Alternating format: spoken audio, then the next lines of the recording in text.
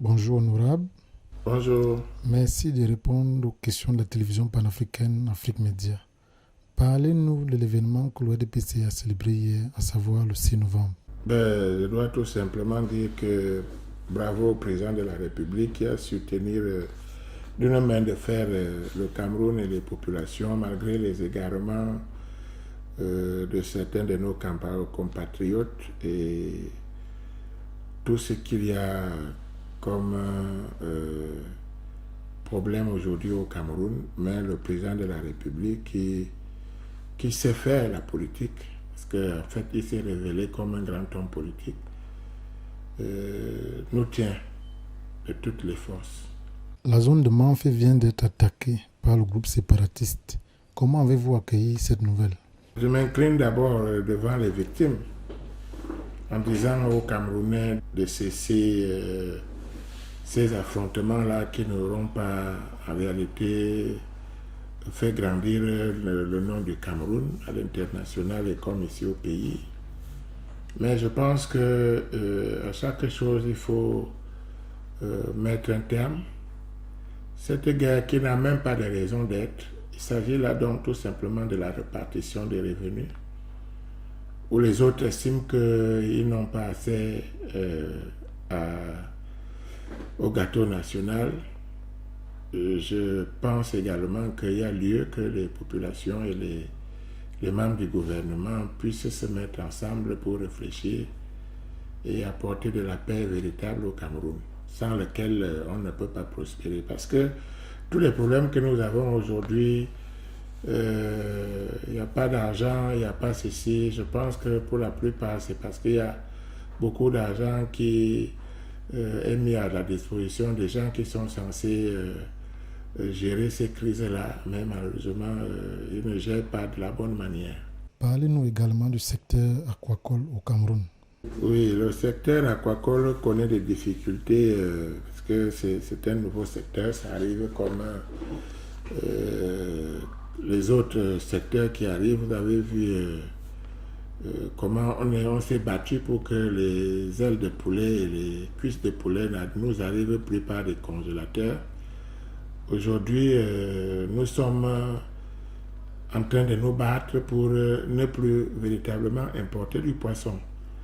Et ça risque de poser un autre problème parce que ceux qui importaient déjà du poisson avaient déjà assis leur notoriété. Et nous qui arrivons, on trouve les caisses de l'État vides parce que, comme on dit, pour voir plus loin, il faut s'asseoir sur les épaules d'un géant. C'est l'État qui fabrique les hommes d'affaires, les capitaines d'industrie. Or là, maintenant, nous avons des problèmes de financement, des problèmes de management dans ce secteur. Il faut effectivement que l'État nous donne les moyens. Et aujourd'hui, l'État n'a pas assez de moyens. On nous a envoyés vers les banques en disant la caution d'État, que c'est pour la garantie de l'État qui va se positionner peut-être à 70%. Cette garantie de l'État avec des manifestations un peu difficiles à expliquer ici, nous semble encore voué à d'autres problèmes qui risquent de faire tout un blocage. Mais pour parler de l'import-substitution, c'est-à-dire que l'import-substitution, c'est produire ce que nous devons manger effectivement et ne plus importer ce que nous avons à consommer. C'est pour ça que l'État, le président de la République, lors de ses anciens discours, disait pourquoi nous ne consommons pas ce que nous produisons. On a donc décidé de produire ce que nous devons consommer à travers l'import-substitution. Nous avons choisi, nous, dans notre groupement patronal, le secteur du poisson, qui est un secteur très capital. C'est ce à quoi nous nous attelons, mais les financements sont très très rares. Rares parce que d'abord au niveau des business plans, il faut, je crois, 3 à 4 business plans superposés. Vous avez le business plan des aliments, vous avez le business plan des alevins, vous avez le business plan de la production du poisson même, et vous avez le business plan de la commercialisation. Tout ceci nécessite que les banques elles-mêmes aient des experts pour sortir ces business plans, ce qui n'est pas possible au niveau des banques parce que nos banques ne sont pas outillées pour effectivement entraîner les opérateurs économiques à ce genre d'exercice. Et donc, il me semble que c'est ce travail que le gouvernement est en train de faire, une façon d'amener les banques, n'est-ce pas, à prendre en charge les business plans. Or, quand vous savez que les banques ne sont pas très outillées, n'ont pas d'experts, ça pose un problème. Voilà à quoi nous sommes rendus au jour d'aujourd'hui. Nous attendons que les choses s'ouvrent légèrement. Mais je dois également dire que dans le secteur du poisson, il y a deux sortes de financement. Il y a le financement de l'État avec les garanties. Il y a une ONG qui est gérée par le coordonnateur du centre de filière. Et là-bas, vous avez tout un planning qui est mis en place pour essayer de contenir, n'est-ce pas, au niveau des produits que nous allons vendre à un seul endroit. Et maintenant, il y a ceux qui ont créé les temps de gauche à droite qui peuvent aller solliciter au niveau des banques et autres. Donc, il y a deux sortes de financements qu'il ne faut pas confondre, mais tous ces financements sont confrontés aujourd'hui au niveau du financement. Et c'est cette discussion que les banques sont en train de faire avec les ministres et le gouvernement pour pouvoir ouvrir effectivement le secteur. Honorable, nous constatons que plusieurs villes du Cameroun baignent dans l'insalubrité. Pour vous, c'est quoi le problème?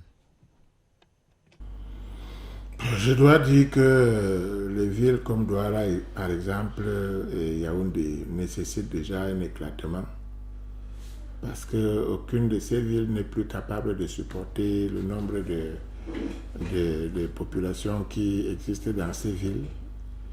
Et c'est à cela que le gouvernement doit s'atteler.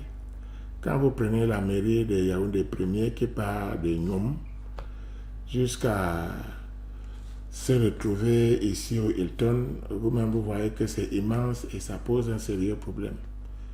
Maintenant, cette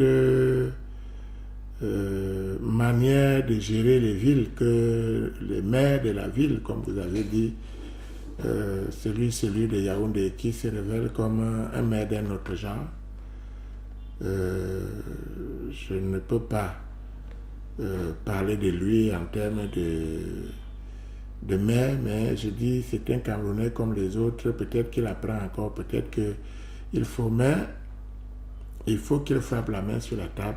D'abord, demander à libérer les trottoirs, comme j'ai vu le gouverneur de littoral demander à libérer les trottoirs parce que cela consiste à bloquer complètement l'économie, ces embouteillages-là. Vous allez voir que quand vous partez de Bastos, je veux dire du Golfe, pour arriver ici au centre-ville, les embouteillages qui sont créés au niveau de Dof, là, ces Dof qui sont des supermarchés, une sorte de supermarché, un genre de supermarché, je veux dire en voie de disparition, parce que vous avez vu les supermarchés qui arrivent aujourd'hui avec des grands parkings. Et on ne devrait pas laisser les gens. Moi, j'ai vu des villes où le travail des maires, c'est se battre pour qu'il n'y ait pas tous ces embouteillages-là. Mais tout cela revient à dire que l'État doit mettre les moyens pour essayer de donner ce qu'il faut pour que les mairies prennent conscience et que les maires travaillent sérieusement. Quand vous parlez de poubelles, la poubelle peut se transformer en argent. Vous avez ce qu'on appelle l'économie circulaire. Ces saletés que vous voyez là, il faut passer par l'éducation, il faut passer par les informations pour amener les populations. Et on peut choisir des quartiers. Donc c'est un problème d'engagement, c'est un problème d'amour pour le pays. Et je pense que ces problèmes peuvent se régler s'il y a une véritable volonté de changement. Nous avons observé plusieurs mouvements d'humeur au Sinotratra. C'est quoi le problème? Alors, au Sinotratra, il y a eu effectivement des mouvements d'humeur comme vous avez vu, parce que le président du syndicat actuel avait déjà, il a passé plus de 8 ans sans faire des élections, et il y a donc une tranche de membres qui avaient estimé qu'il fallait effectivement qu'il parte. Mais comme vous savez, en politique, il y a un certain nombre de mécanismes qui fait que, par exemple, un président dure, pendant qu'il y a une tranche qui demande que il parte, il y a aussi une autre tranche qui essaye de le maintenir là, et ça fait justement que au moment des élections, il peut y avoir des soulèvements, et c'est ces soulèvements-là donc que vous avez été au courant. Et malheureusement, quand c'est arrivé à ce terme, c'est pour ces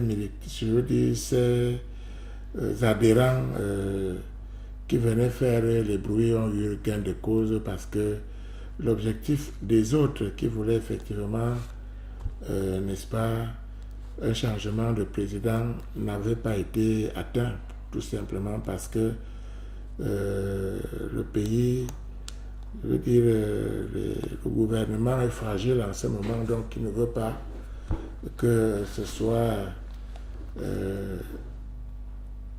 dans un cadre ou dans un autre qu'il y ait des soulèvements, ça peut entraîner d'autres choses. Et je pense que j'ai été donc saisi, je suis descendu sur le terrain, j'ai causé avec le président du syndicat qui m'a affirmé qu'après le 6 novembre, comme c'est le maire de Douala 5e, après le 6 novembre, il était en train de préparer la fête du 6 novembre. Après le 6 novembre, il va donc s'atteler à organiser les élections. Donc je pense que l'Assemblée générale qui sera convoquée bientôt, je peux l'espérer parce que le président m'a donné sa parole, va aboutir effectivement à une sortie de crise dans ce secteur-là. Honorable, nous observons des phénomènes de coup d'État dans plusieurs pays africains. Qu'est-ce qui est à la cause de ces mouvements? Les coups d'État sont généralement dans des pays où la gestion n'est pas très bonne. Et c'est récurrent en Afrique de l'Ouest. Vous avez vu au Nigeria, il y a plusieurs coups d'État et tout ça. Mais c'est surtout présent parce que nous n'avons pas, nous avons suivi bêtement. En fait, ces pays ont suivi bêtement la politique du général de Gaulle, qu'après, vous savez, la Deuxième Guerre mondiale, lui n'avait pas de parti politique. Et ça a effectivement fait que, au moment de prendre le pays, il a dû forcer les choses sans véritable base. Moi, je pense que pour éviter les coups d'État, il faut mettre en place un régime parlementaire et sortir définitivement du régime présidentialiste qui pourrait, n'est-ce pas, conduire les gens à voter véritablement un Premier ministre qui lui aussi va, je veux dire, un parti politique qui va sortir victorieux de ça pourra effectivement former un gouvernement du peuple, par le peuple et pour le peuple. Par le peuple parce que c'est le peuple qui doit décider. Pour le peuple parce qu'il va travailler pour le peuple. Et c'est de ça qu'il s'agit parce que vous avez vu par exemple en Italie, vous avez vu en Israël, vous avez vu en Allemagne, vous avez vu même en Australie, au Canada, vous voyez toujours, là-bas c'est les premiers ministres. Et là-bas, non seulement il n'y aura pas de coup d'État, mais aussi, quand vous allez bien voir, c'est le premier ministre qui fait tout. Donc je pense que si nous sortons, comme vous avez demandé comment on fait pour ne plus redouter les chefs, les coups d'État, il faut forcément mettre en place un gouvernement issu d'un parlement. Et c'est à ça qu'il est question, parce qu'effectivement, les choses vont très mal dans d'autres pays. Et la seule façon de gérer les choses, par exemple, c'est les coups d'État. Or, ces coups d'État qui ne sont pas très très recommandables, pour les éviter, voilà ce qu'on doit faire. Mettre un régime parlementaire. Merci honorable d'avoir accordé cet entretien à la télévision panafricaine Afrique Média. Si vous avez un dernier mot à dire. Je voudrais une fois de plus encore déplorer le fait que les gens qui sont morts dernièrement le 6 novembre,